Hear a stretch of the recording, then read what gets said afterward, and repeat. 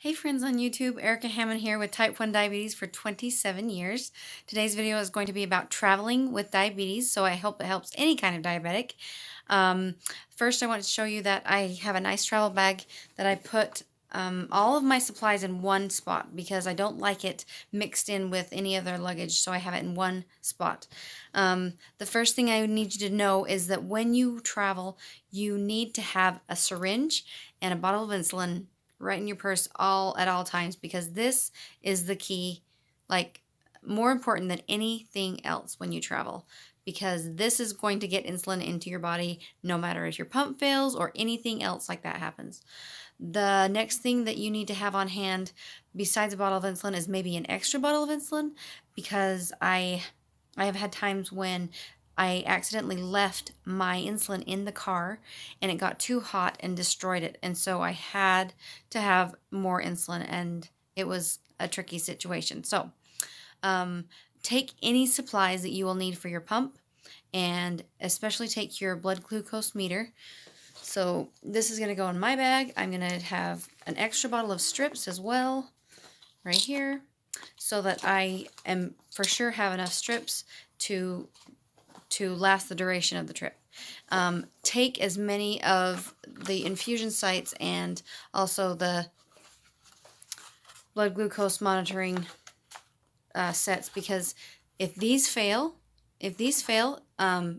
you're kind of left with your insulin syringe and your bottle of insulin. So make sure you take enough of these that you have a backup for however long your trip is. Just make sure you have enough for what you need, and then some backup as well, because a story that I have is when I went on a trip by myself once.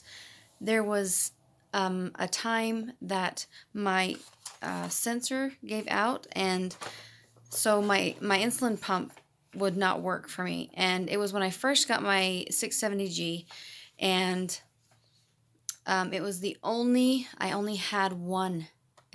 I only had one, and they don't usually like give out. I didn't expect it to give out during the week, but it did, and I didn't have another one of these. And to stay in auto mode, I have to have one of those, and it was really, really a tricky situation. It was late at night. It was like actually people were out watching fireworks for the 4th of July or something, and I was just fretting about how I was going to get my blood sugar back down and in auto mode and everything without having the correct CGM going. And so also you need to make sure you take, a few extra batteries.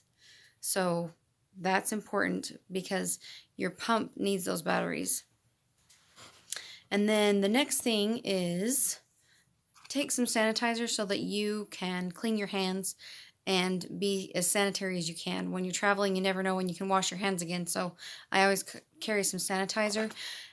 Also, these Tegaderm are awesome, especially if you're going to get in the water, to cover your insertion sites.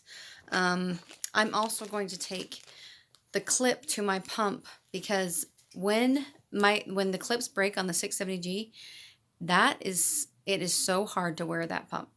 This clip saves your life, and so I'm going to take an extra one of these just in case it breaks, because I've been through several of these. So I'm going to take that, and of course take the tools that insert your infusion sites. Make sure you take those.